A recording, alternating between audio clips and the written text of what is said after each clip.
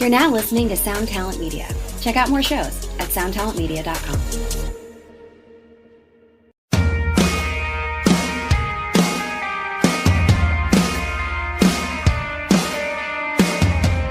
Hey gang, today's guest is Derek Sanders, lead vocalist for the Tallahassee, Florida rock band Mayday Parade. Derek and I take a deep dive into their fan favorite hit Kids in Love from their 2009 album Anywhere But Here. We talk about the pros and cons of working with outside songwriters, and when embraced with an open mind, can many times yield positive results, as evidenced by Kids in Love. Derek shares that his very first demo of the song was built around a piano part that only happens once in the bridge. He also tells an interesting story behind his love interest, whom the song is centered around, and how her parents at the time weren't so fond of Derek. I'm happy to report that all turned out well for him, though. How well, you ask? You're just going to have to listen to the episode to find out. For all this and much more, grab a bag of Cheetos, a bowl of marshmallows, and let's party. Hey, have you heard? Krista makes a podcast. Hey, have you heard? Krista makes a podcast. Hey, have you heard? Krista makes a podcast. Hey, have you heard? Krista makes a podcast.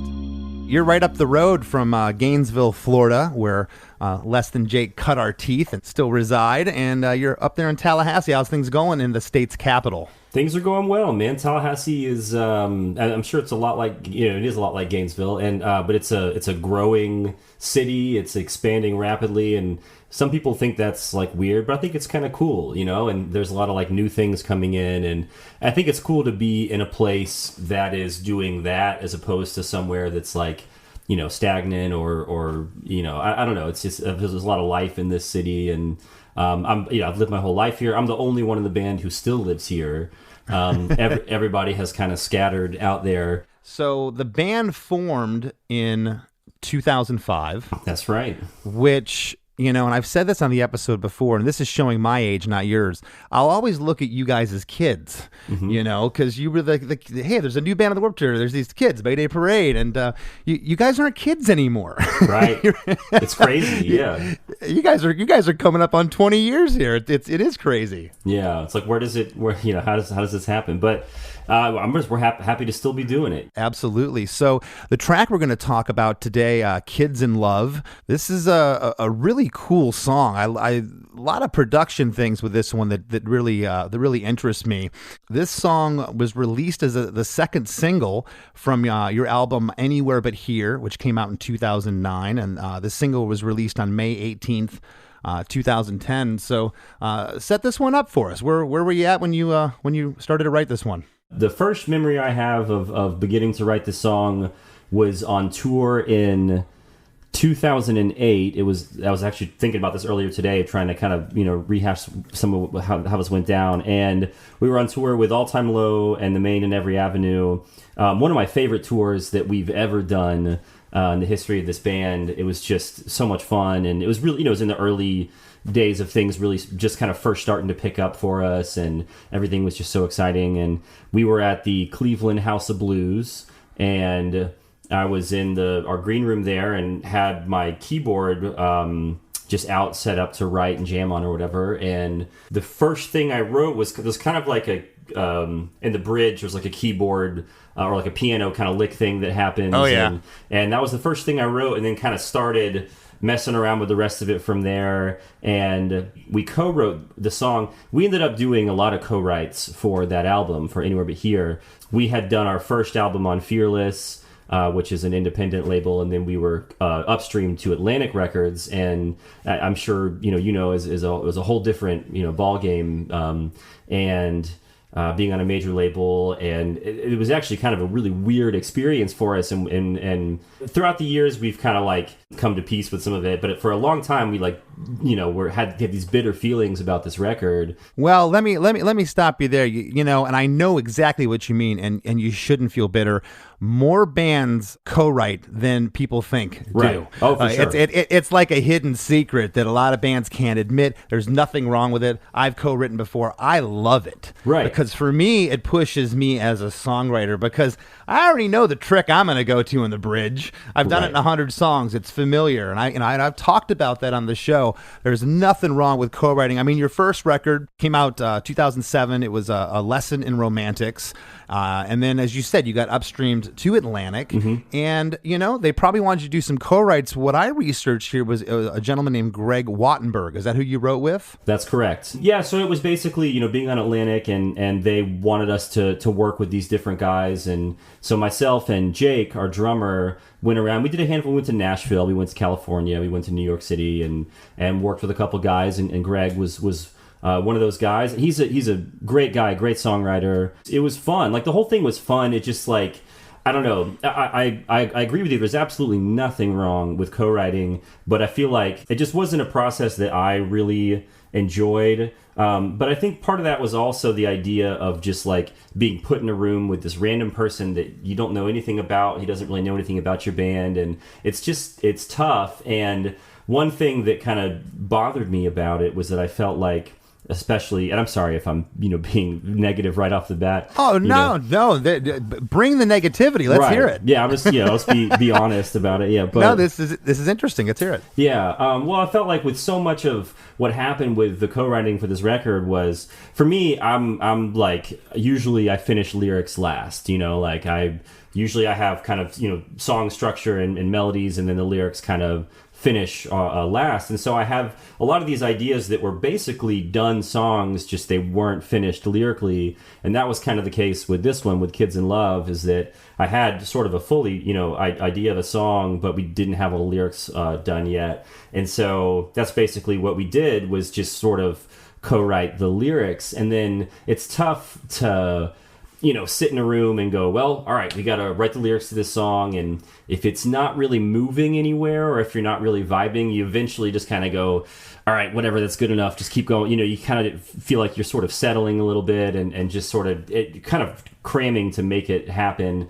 And then it's kind of a pain later if you decide, well, I actually don't really like some of those lyrics. I want to go back and change them. Then you get this pushback from the guys going, no, wait a second. They're, like...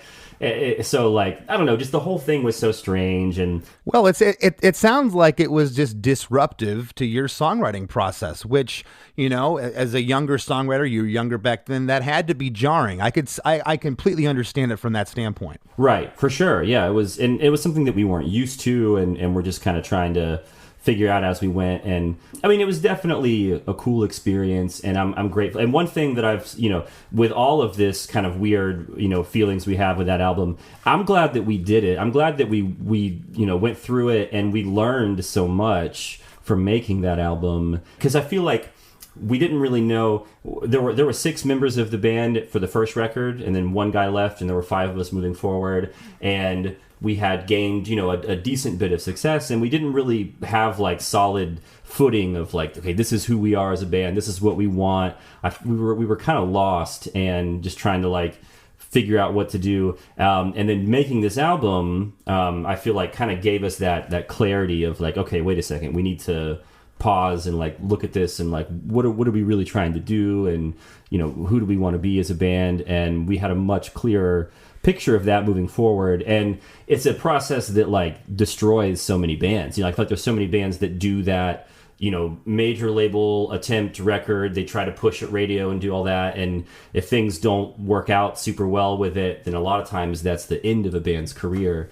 And so to like have gone through that whole machine and then still like, I feel like we kind of came out even stronger out of it is a blessing, really. I think the proof is when I was researching the song, and I've seen you guys play this song live, is, when there's 10,000 kids at Warped Tour screaming every lyric back to you, I think it worked. Right, for sure. And that's, you're right, ultimately that's the, and we that's the gauge. Right, and we did the 10 year of that was, I guess, now 2 years ago, 2019, we did a short run of shows playing that full album, and that's a big part of what made us all go like, like these people, you sold out shows of people singing every word to these songs is like, you can't really be like mad about that or bummed about that there were some things that were weird. Like it's a great thing, and so we all feel a lot better about it. But well, and believe it or not, I'm sure that you learned a lot through the process. I know that I always did. Even there was some sessions I went in begrudgingly. I didn't want to do it, and it just at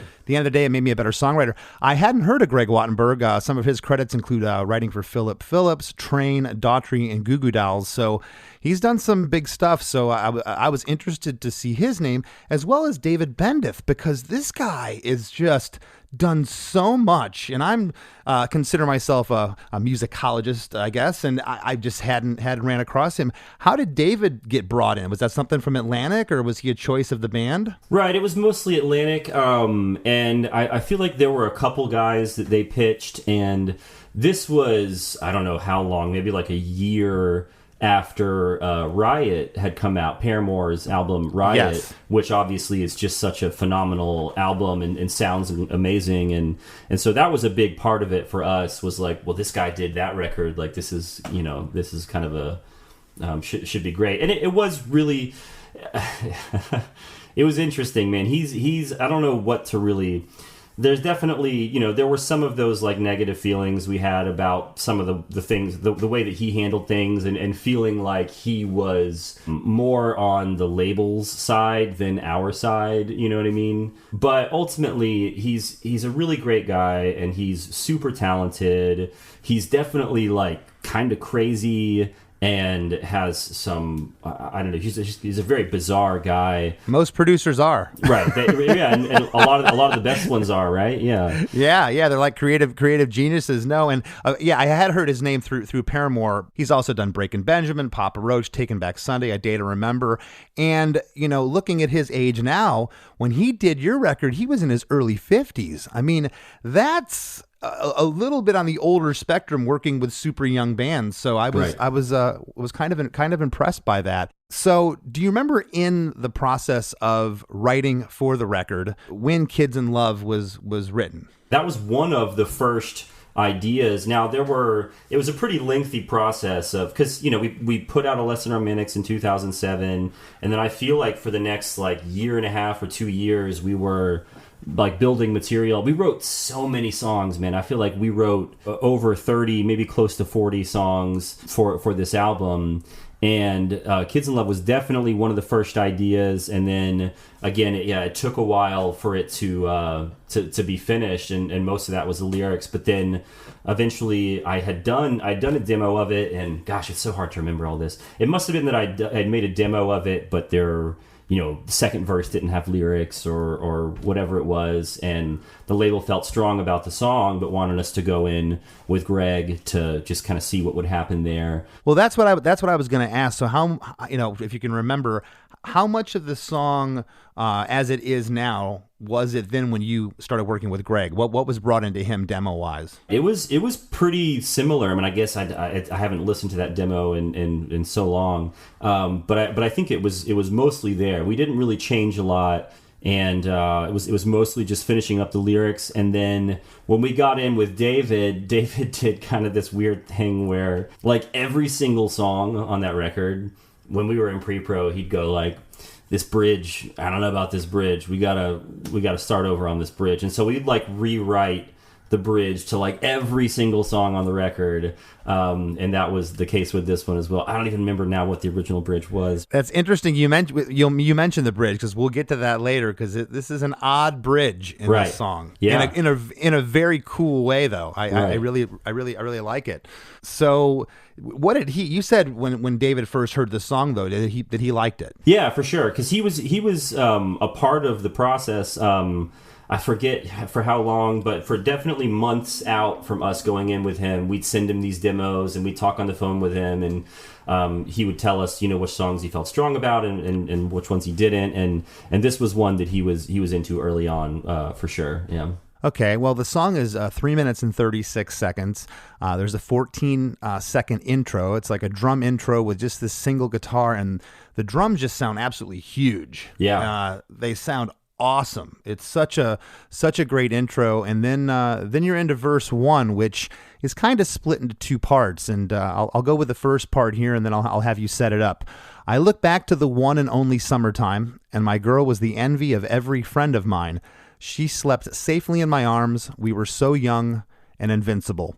And the drums here, I wrote in my notes, are a variation of the intro. There's no hi-hat, so it's not a full drum beat yet. I look back to the one and only summertime when my girl was the envy of every friend of mine. She slept safely in my arms. Set up this first verse for us. Well, the whole song is kind of, and it's funny now thinking back on it, because I was like 21 or maybe like 22 throughout the process of writing the song, but it was like looking back at being like 15, 16 years old. And it's kind of, I guess it's sort of like loosely about, it's actually my wife, Lauren.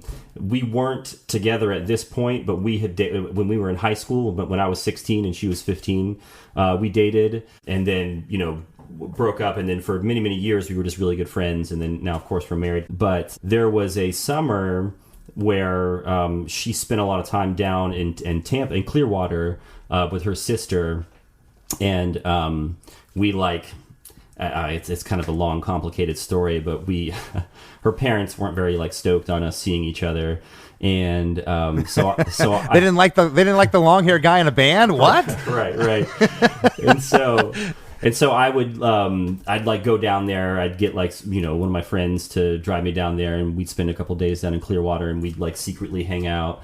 And then I'd come back up to Tallahassee. And so that's kind of that's sort of the basic, the song is mostly kind of about that, but it's also kind of loose. Like with a lot of songs, when they're about a particular thing, for me, I don't like, it's not always so like literal, I guess, you know what I mean? It's just kind of like loosely about kind of an idea. But yeah, it was mostly just kind of that summer of being, I guess I would have been 16 or 17 years old, and going down to Clearwater to secretly hang out with my girlfriend. Yeah. That's awesome. So do you remember if the first verse were these just your lyrics, or was this something that Greg and you worked on? And I can kind of see from a song like this that's so personal, it's about your love interest that is now your wife, to have someone come in and be like, well, how do you know what I'm thinking? This is my song, And so from that standpoint, I completely get it. But do you remember if Greg had a hand in these lyrics, or was this all you at this point? Right. It's hard to say. I think, if I remember correctly, that the first verse was there, and maybe we tweaked a couple things, maybe we changed a few lines that were there.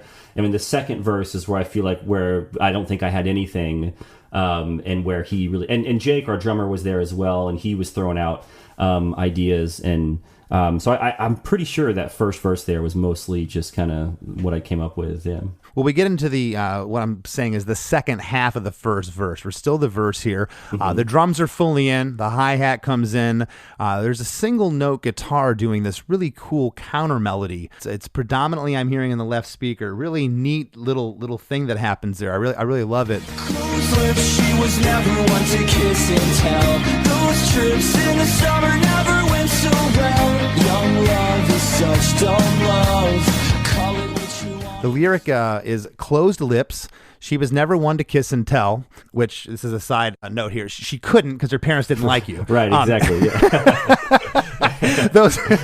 Those trips in the summer never went so well. Young love was such dumb love. Call it what you want. It was still enough. Right. Yeah, gosh, it's funny, like, I sing this song all the time, and it's like, I never think about it, just, you know what I mean? Like, if you're like on autopilot. But yeah, I like a lot. I love the young love is such dumb love. Call it what you want. It was still enough, I think is a strong line. And I remember Greg being stoked on that one. I think that maybe we tweaked that one a little bit while we were there, but yeah. Well, the song is building, and then we get into the next part. And when I first sat down to really analyze this is one of the most amazing pre-choruses, because this sounds like you've reached the chorus to me. Nice. This is a chorus. Right. As far, it's like you almost get a double chorus in this song because it's so damn catchy.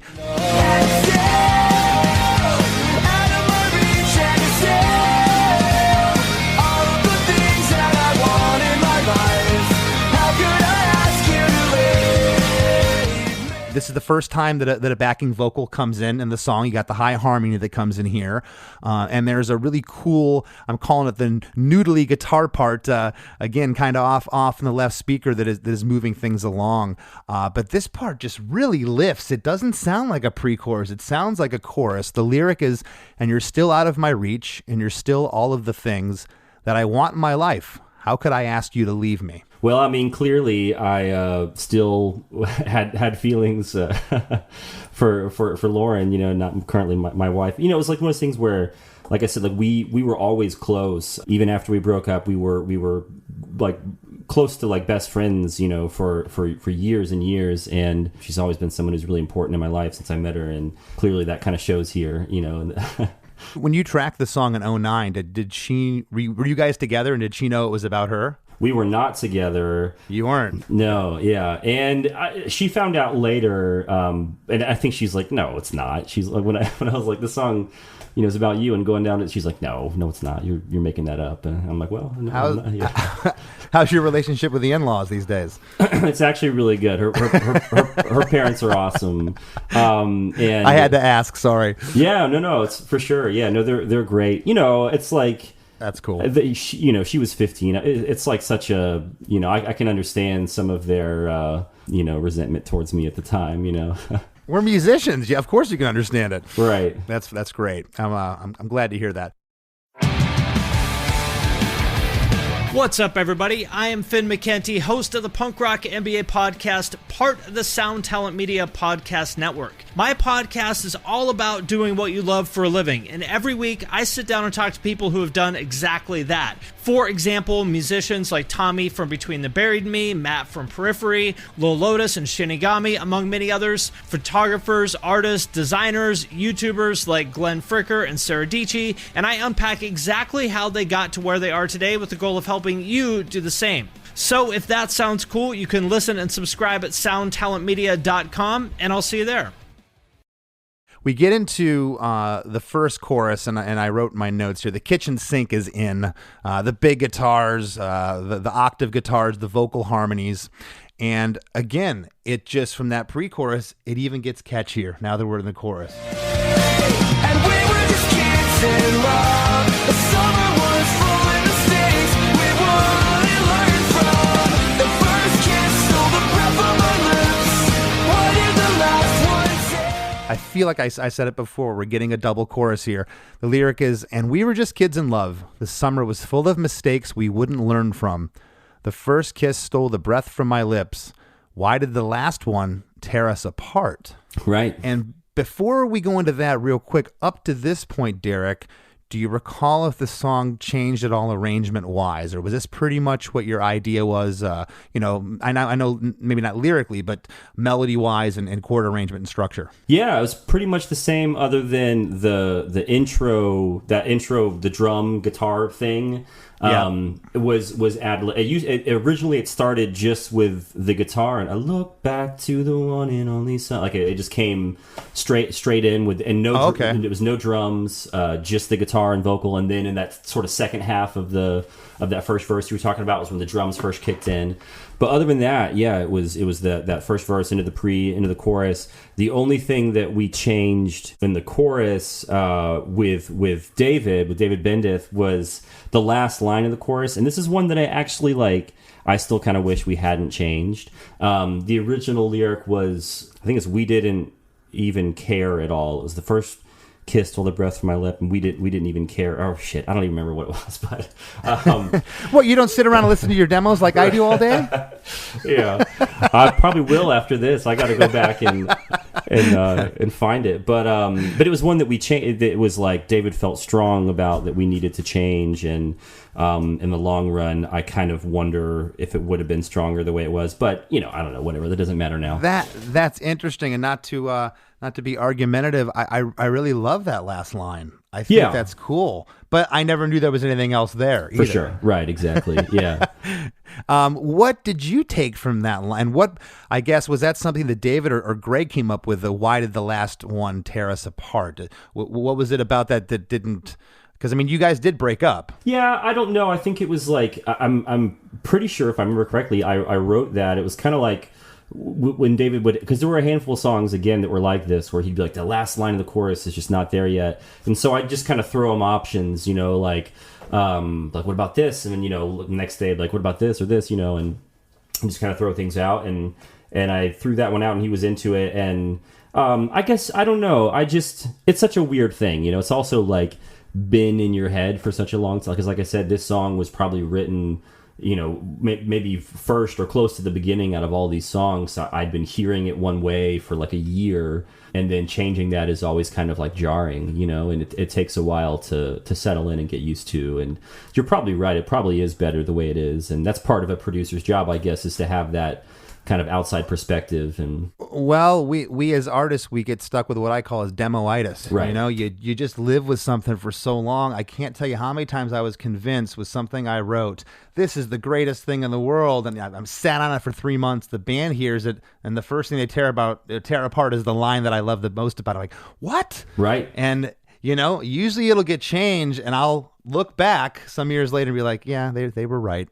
Right. Well, you're right. It is most of the time that is the case, where you go, okay, now it just takes that separation, and you become so attached to it. It's hard to not be. Right. Yeah. It's a tricky thing. Yeah. We deal with that. Of course, we actually just about 2 weeks ago got back home from being in the studio. We just finished recording our 7th full-length album.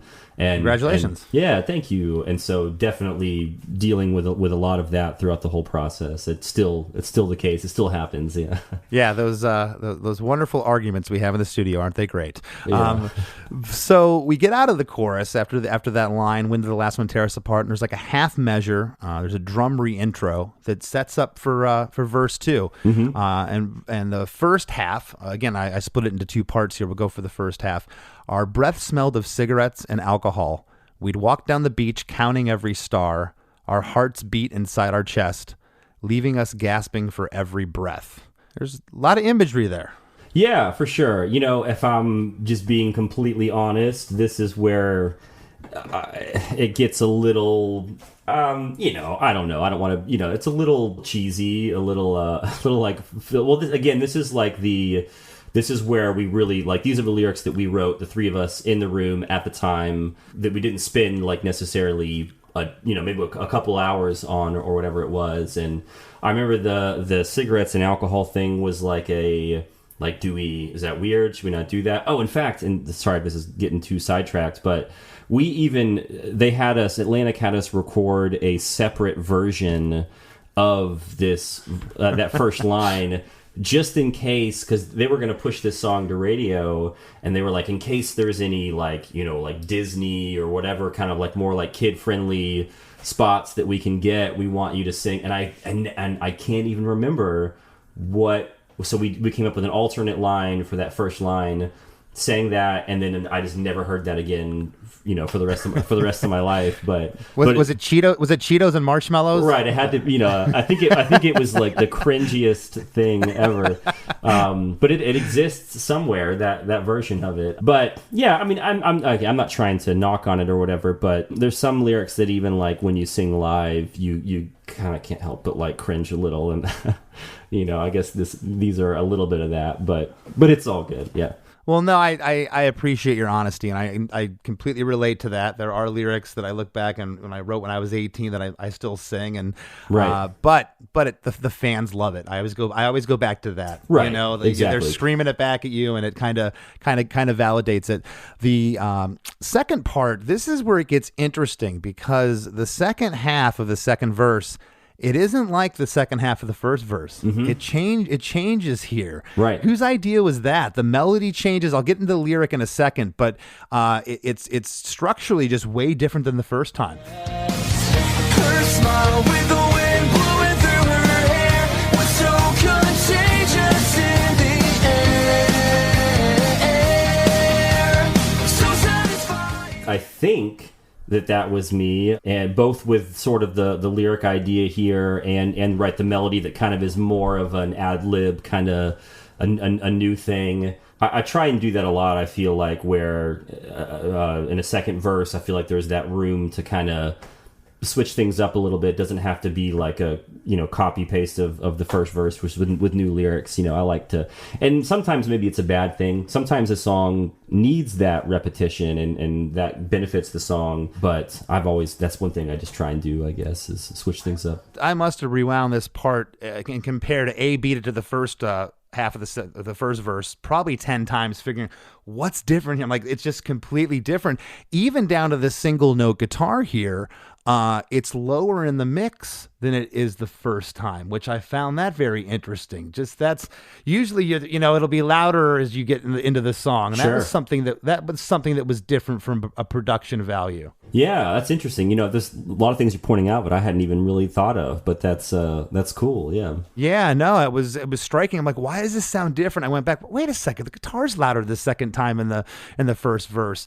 The other thing here, and I'll get to the lyric now. Her smile with the wind blowing through her hair was so contagious in the air, and that's really held out, the word air. Right. And that's why you don't get a third line here. Right. Because the air's held out, okay? The backing vocals come in here, which the backing vocals do not come in on the first verse at all. And you get the backing vocals on the back half, was so contagious in the air, so satisfying, and I'm still smiling. Do you remember the talk of the backing vocal being there and not in the first verse? Not really. I remember Jake, our drummer, not liking that line for whatever reason, and having to kind of just be like, it's fine, it's good, and having to kind of, work through that. But not really. God, I wish that it's just been so long, but I don't remember where that idea came from necessarily.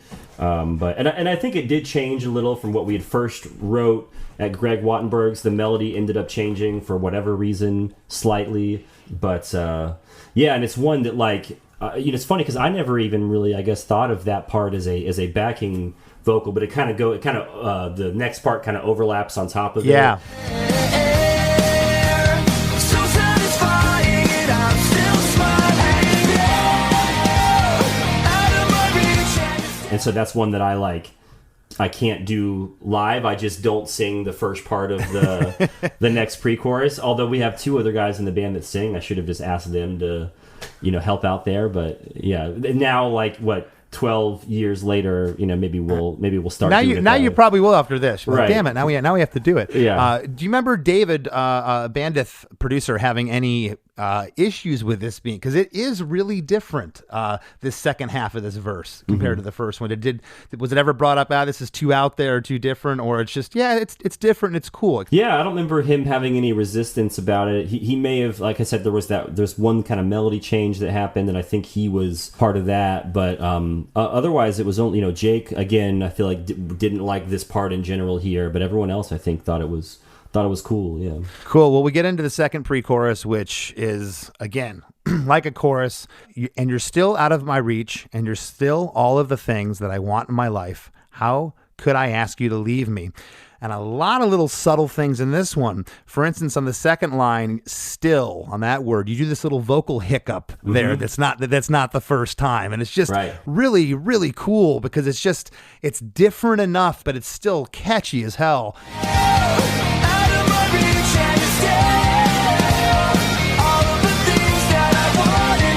And on the third line, that I want in my life, you use a different melody on that whole line than you did the first time.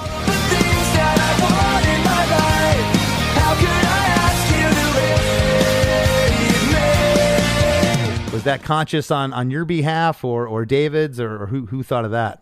Yeah, for sure. I think, I'm sorry if, I'm taking credit for all that, but I think that was me, and yeah, definitely the still, the little kind of run thing on the still. Yeah. I thought was really cool, and it's I'm not great at that kind of stuff, and so I feel like I don't do that live, but I should probably do the little thing, the little run thing. And then you're right, and that different melody there, that's something that, and It's actually something I think I've been trying to not do so much lately. I used to be very much like, make every chorus different, make every pre-chorus different.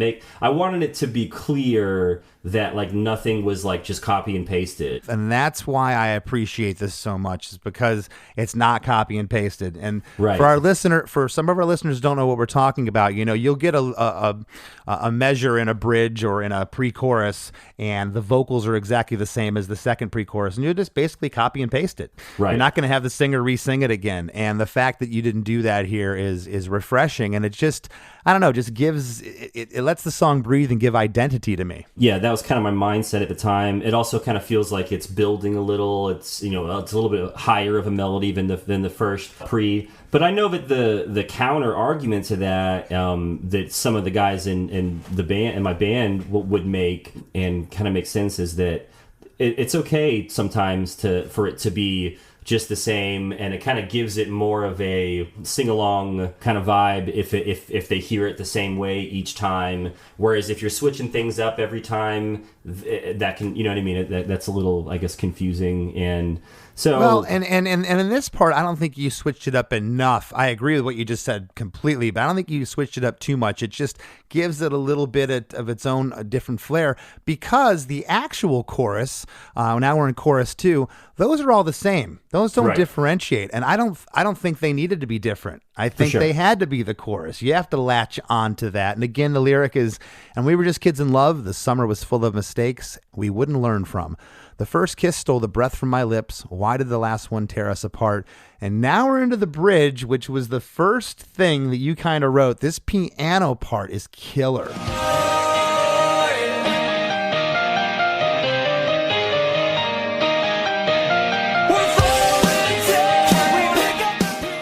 It is so catchy. I almost feel like, and I've talked about this in the show before, like that thing could have been its own song, and it's really only in there at the bridge, and then it comes in at the very end of the song, which is more of the guitar riff that's accompanying the piano thing.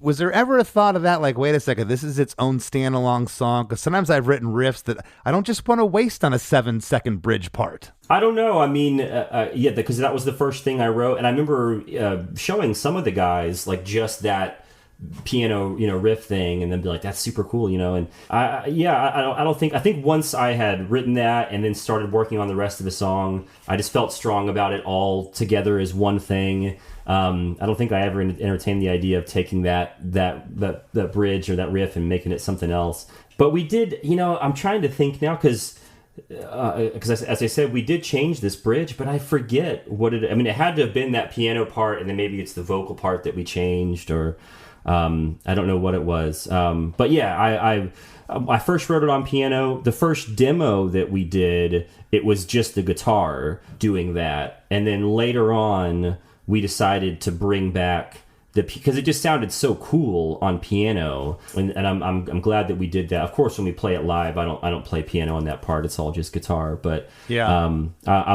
glad that we went back and put it back on piano, because that's the way it was written, and it just kind of feels so good like that. And it just really adds a really cool texture. And again, it's only 7 seconds long, the piano with a accompanying guitar part, and then we're in the bridge.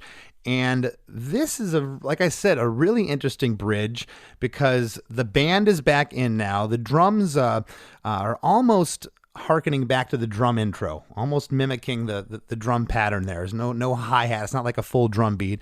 And the lyric is, we're falling down. Can we pick up the pieces? We're at an all-time low. How do we get it back? And then the third line is, we're falling down. Can we pick up the pieces? But then the fourth line doesn't happen, because out of nowhere, this guitar solo comes for like one measure, and then the fourth line comes.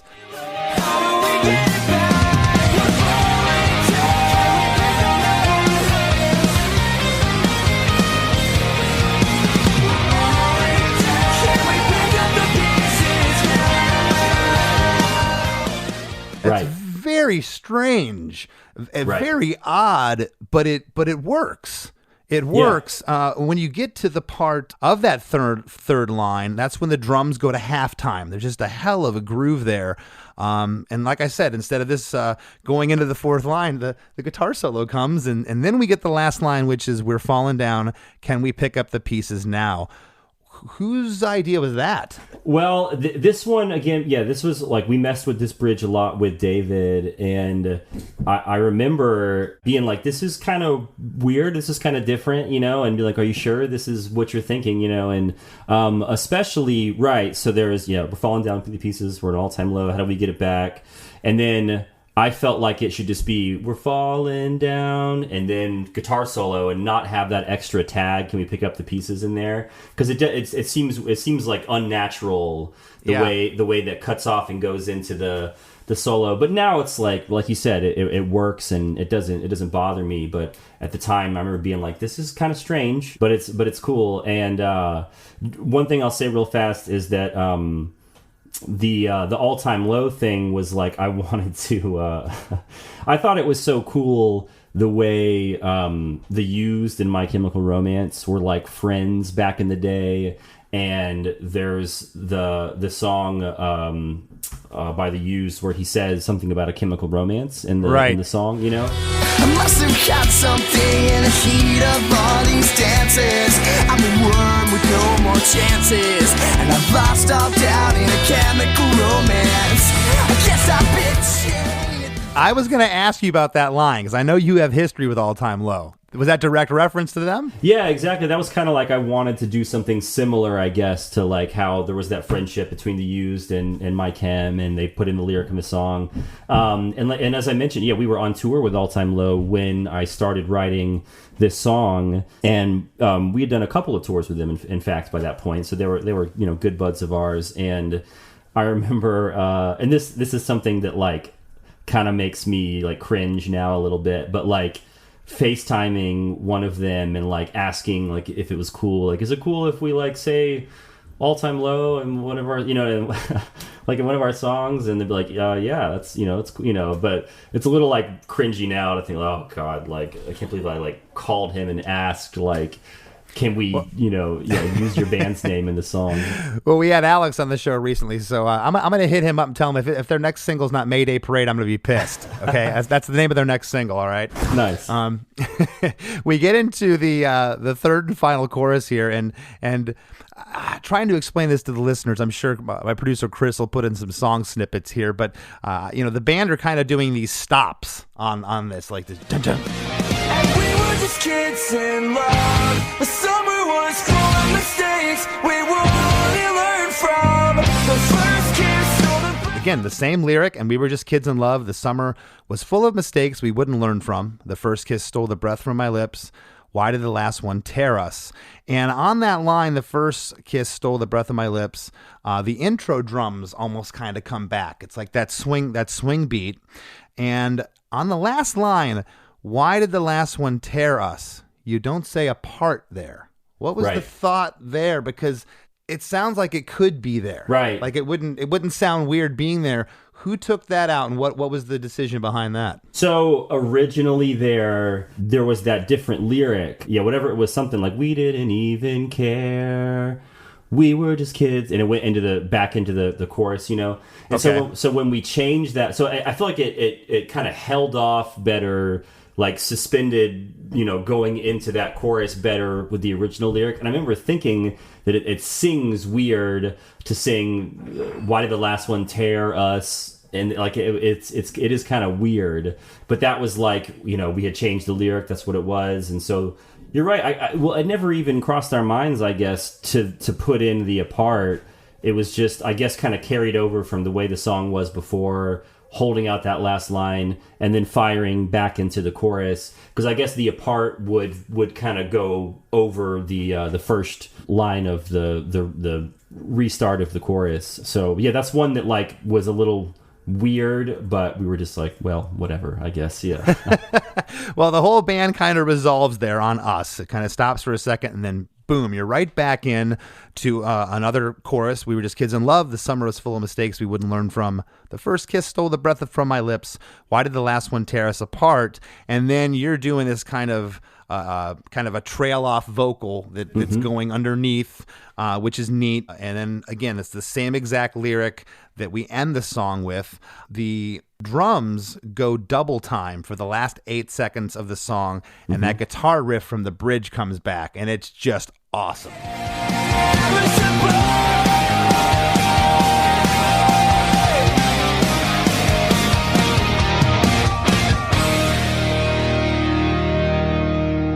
That is so cool. And again, you only hear that for 7 seconds in the bridge and the last 8 seconds here. And it's one of my favorite parts of the song. And I'm just, the restraint I think you had as a songwriter to only use it in those spots, because to me, I would have exploited that riff. I would have had to, because I think it's so strong. Yeah, well, that's awesome. Yeah, well, that's definitely. I think that is one of the best parts of the song. There's that that whole last chorus is building, and then when it's like the full, the drums pick up, like you said, and that riff played like full out for the first time. There's so much energy there, and there's the high vocal being held out of the last note of the chorus. That's definitely it's like the climax of the song. It's a really cool part for sure. Yeah, and it sounds like there was a little inner turmoil having to work with outside songwriters. It was something you hadn't done before. You're finally listening to them. You get the mix back of this. What was your thought of it then when it was finally done?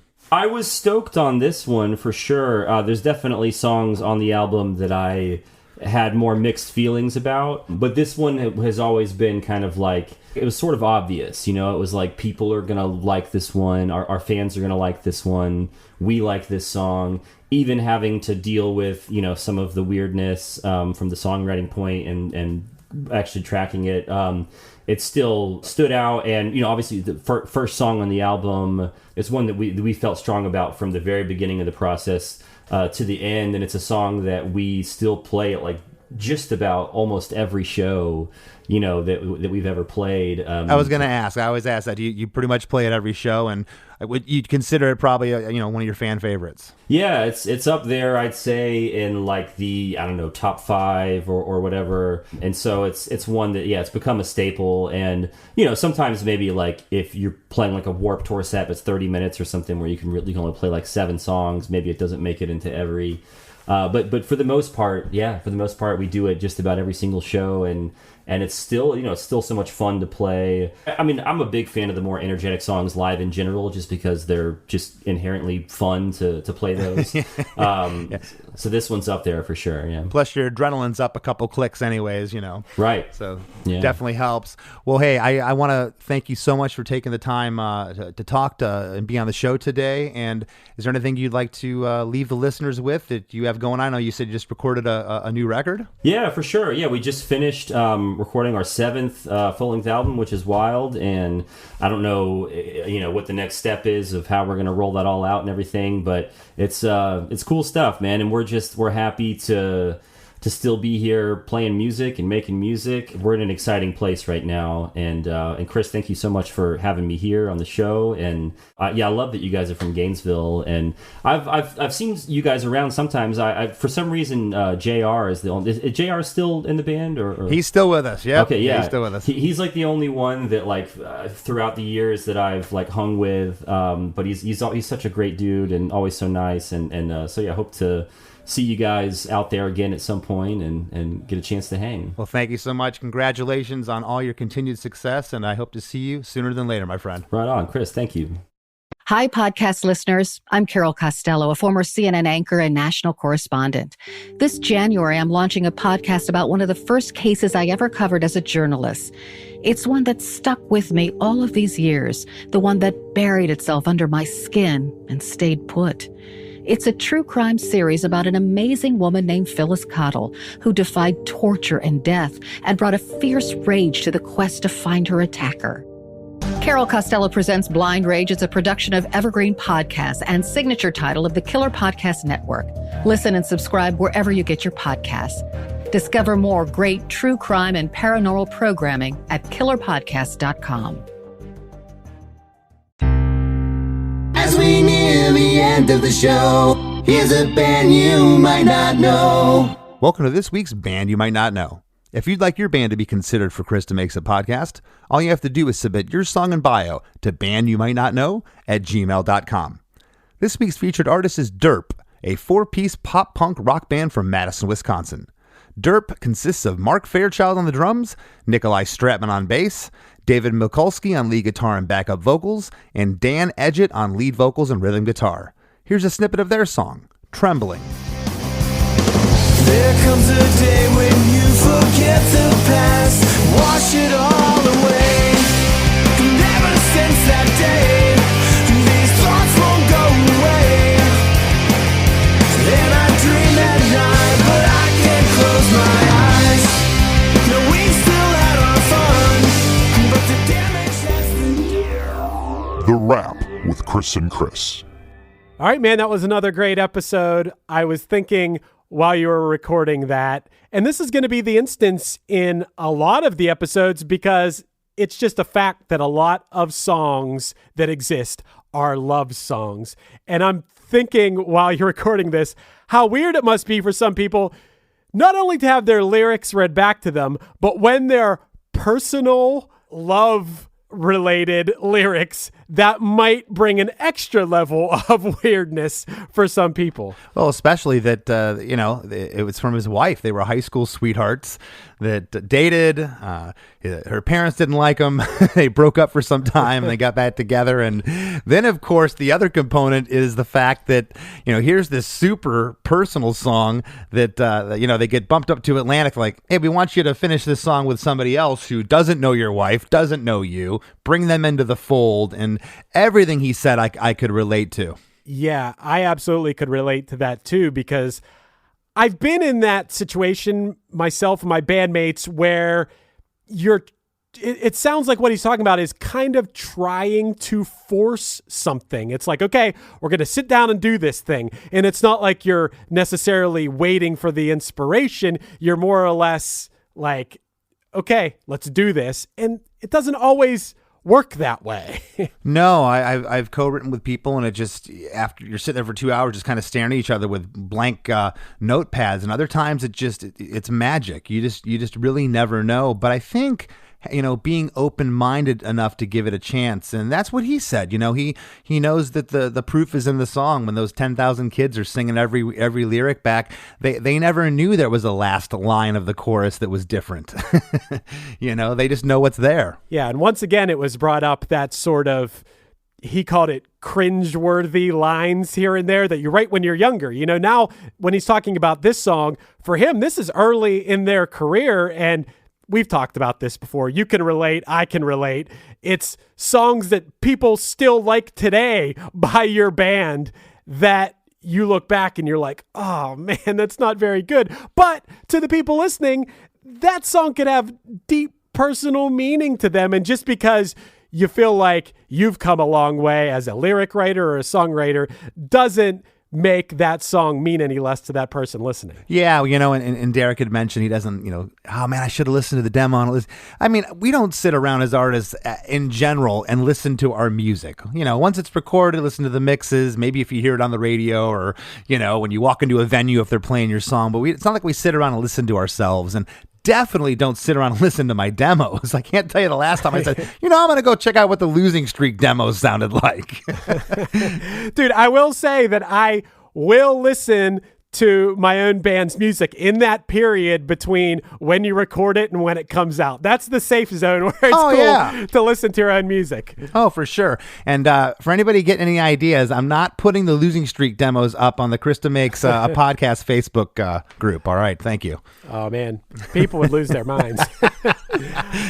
I liked when Derek talked about how they recorded an alternate version without mentioning cigarettes and alcohol in case it got played on Radio Disney or something. The Cheetos and Marshmallows version or whatever it was.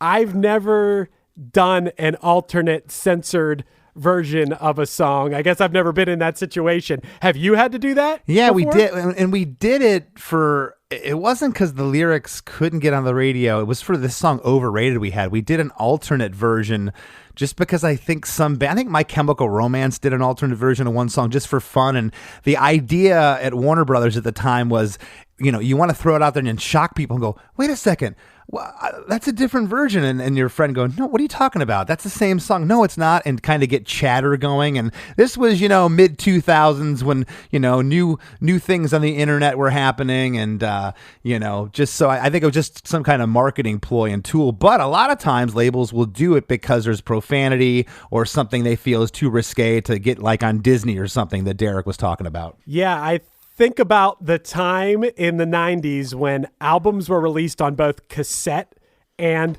CD. And the one example I can think of is past guest Fat Mike NoFX on the album Punk and Drublick. Did you know that on, I guess, the CD version, the part where it goes, hell, he's even more punk than me, is different on the cassette than on the CD. It's a different voice. It's a different like Hefe voice or whatever's in there. Did you know that? I never knew that. No, because I didn't have the cassette. I think I only had the CD. That would be why. You guys are always on the cutting edge of doing stuff like that too. I mean, the only band I ever knew who put the hidden track before the first song. So, I figured that would have been something you guys did in that period of time between the cassette and the CD. No, we never did that one. I'll have to, now you want me to make search out the cassette version of Punk and Drublick and check that out. Dude, yeah, it's true. You'll see. The one other thing that I thought was funny, once again, Derek said it in sort of a cringy way, but I was like, I don't really think that's cringy. I think that's cool, was when he talked about using the term all-time low, which just because you're saying all-time low doesn't mean you're necessarily referencing the band, but he was talking about how they made that reference in their song. And I know that you're no stranger to referencing, well, you reference a lot of people in your songs, whether it's Friends or Jay Frenzel or whoever. Have you referenced any bands in your songs? You had to. Not that I... yes. In a song called 3 Quarts Drunk, there was an old punk band called The Digits that we talk about there. Spinning around, yeah, as I'm trying to find a place to take a stand, but only wind up sitting any place I can, with a Digits song stuck in my head. I think I might have said. I always think that's awesome when bands reference other bands or cite a lyric of another band. I think that's cool. I'm sure the Punchline's done it a lot, and I'm just not thinking of what it is off the top of my head. But that being said, I think it's a really cool thing. Yeah, the line was with a Digits song stuck in my head. That was the lyric in 3 Quarts Drunk from Pezcore. So, yeah, Digits, very old nice punk rock band. Any band that was really popular that people would know in mass, I can't think if we did. The one other thing that you guys talked about in this episode was the concept of copy and pasting, whether it's vocals or just an entire part of a song. That's an easy thing to do nowadays. Maybe it wasn't as easy back in the day, but now that's so easy to do. Like, just do a couple crossfades in Logic or Pro Tools or whatever, and boom, you've spliced in the same exact part. And I think you and I would both agree that it's cool to actually play it and not just copy and paste and drop in. Yeah, sometimes it works. I agree with Derek. Sometimes a chorus should be the same. You want it to feel the same. You want it to hit you over the head. But it's those little nuances that make that music are supposed to have, those happy mistakes. And I think that you shouldn't copy and paste everything. And I tried to explain it in layman's terms earlier for some of the listeners that don't know. It's no different than on your computer. You want to copy some text and then you want to paste it over here into another email. That's basically what you're doing in a recording program. You're copying this vocal here and you're pasting it where it's going to be later in the song. And technically it's cheating, and I cheat a lot. Well, I mean, sometimes, yeah, you don't want to trick the listener or something. You want people to be able to sing along, but subtle differences can make it interesting. So maybe you're singing the same melody, but there's differences in the guitars, there's differences in the way that the production of that part. I think those subtle differences, maybe that you don't even hear when you're listening, take it to the next level, bring that part, give that part life, and not just have it be a flat thing. I think that's something you've touched on a lot in these episodes. Yeah, and the last thing I do want to say is, and I was just amazed when I was thinking about it, because I remember when they first came on the scene, is how long they've been a band. They've been a band for 16 years now, Mayday Parade. And bands years ago didn't have a shelf life of 16 years. And I really attribute that to things such as social media, the Warped Tour giving you that audience, and then it's up to you as a band to maintain it. But there's more and more bands bands that are having longevity, and having a career in this than there ever was in the 70s, 80s, and 90s. It's really interesting, and like I said, I couldn't believe that they were 16 years old, though they still seem like little kids to me. Everybody seems like little kids to you, man. every half the bands. Yeah, we've all been doing this for a while now, and it's cool that bands and artists can have longevity. You have outlets for your music a lot of times. A lot of people, regardless of the financial aspect of it, or if you're willing to tour, you always have that outlet, whether 5 people are listening to your music, 100 people, or thousands of people are listening to it. You have an outlet. You have all the places people can stream music now. And I just think that there's a lot of people out there that are doing it for the love of creating music. And I think that's a great thing, man. It is a great thing. And another great thing, Chris, is our monthly fundraiser over at DeMakes.com. It most definitely is, as are all our listeners who contribute to the great causes at DeMakes.com each month. And we can't thank everyone enough for that.